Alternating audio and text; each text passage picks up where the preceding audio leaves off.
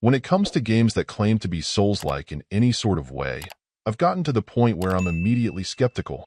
As I've said quite a few times, I'm not a huge fan of the titles to begin with, but also when it comes to others latching onto that description, they're often either a completely janky mess with their combat, or they're missing that spirit entirely and are just hoping to grab attention with the label.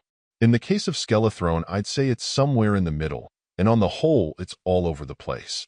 The first thing that baffled me out of the gate was the game's overall look.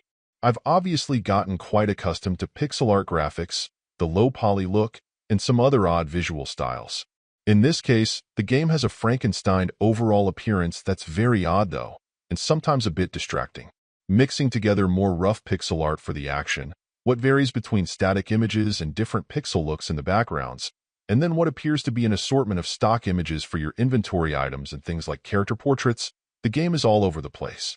One effect of this is that there were times where I had a hard time seeing places I could go, traps, or other elements since it all gets layered and hodgepodged into one, but not always playing nicely together. When you begin playing, you'll then find that while the various monsters you'll be grappling with in combat are both quite repetitive and don't really require all that much technique to tackle, you have a parry, but its timing and effectiveness are so limited that it doesn't feel viable. And once you learn to use your roll or simply move out of the way of many attacks, you'll generally have plenty of success. As you go, you'll get new weapons to help you feel a bit more powerful, and those have some variations as well, but most of the combat ends up feeling a bit unrewarding, with it only getting tougher in boss fights or if enough enemies manage to get stacked on one another. In the end, for the price, this isn't a terrible game, but it's also pretty clearly flawed in a few areas. Perhaps if the pickings in the genre were more thin, that wouldn't be as much of an issue, but the fact is that the Switch is absolutely stacked with Metroidvanias, and some truly outstanding ones at that. While this may have a slight edge with a lower price in some cases, for a little more, or if you wait for a sale, the competition simply blows this effort out of the water on pretty well every level.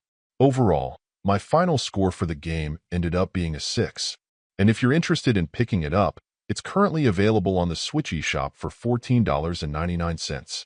Thank you for taking the time to listen to this review, and if you'd like more information or ideas of indie games worth checking out on Switch, be sure to click on the link provided in the description.